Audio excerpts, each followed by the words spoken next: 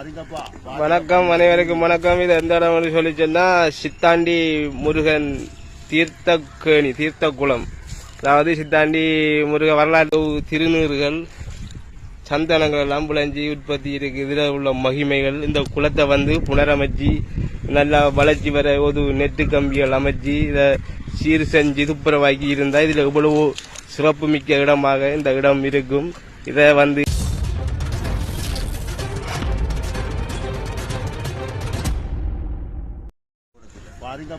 வணக்கம், அனைவருக்கும் வணக்கம். இது எந்த இடம் சொல்லி சொன்னா சித்தாண்டி முருகன் தீர்த்தக்கேணி தீர்த்தகுளம்.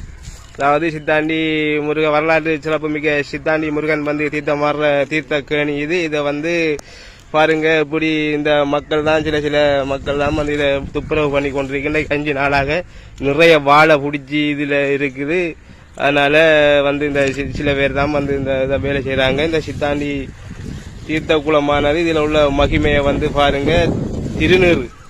திருநீறு விளைஞ்சிருக்குது, சந்தனம் விளைஞ்சிருக்குது.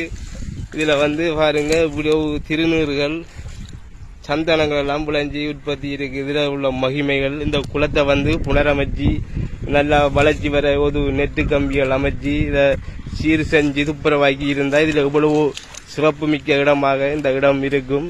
இதை யாரும் கண்டுகொள்ளாத நிலையில இந்த குளம் இப்படி இருக்கு. இதுல அட்டைகள், பாம்புகள் எல்லாம் கிடக்கு நிறைய. இந்த 2-3 பேர் மக்கள் தான் இதை துப்புரவு செய்து இன்றைக்கு 5 நாளாக இன்றைக்கு முடிச்சிருக்கோம். இந்த வாழையெல்லாம் அள்ளி, இந்த நீர் வாழையெல்லாம் வளைச்சி அள்ளி போட்டிருக்கோம். இதை இந்த வளைச்சி இருக்கிற வாழையில அகற்றுவதற்கு ஒரு ஜேசிபியோ இல்ல ஒரு டோசரோ இல்லாத நிலையில நாங்க இருக்கிறோம். யாராவது இதை பாக்குறவங்க ஒரு ஜேசிபியோ இல்ல ஒரு டோசரோ கொண்டு போட்டு இந்த கரையில இருக்கிற வாழையில கொஞ்சம் அகற்றி தாருமாறு கேட்டுக்கொள்கின்றோம். இது மட்டுமல்ல, எல்லாரும் பார்த்து இதுக்கு வளைச்சி ஒரு கட்டை போட்டு நெட்டு கம்பி அடிச்சு இந்த குளத்தை கொஞ்சம் பாதுகாப்பு முறையில செய்து தருமாறும் கேட்டுக்கொள்கின்றோம்.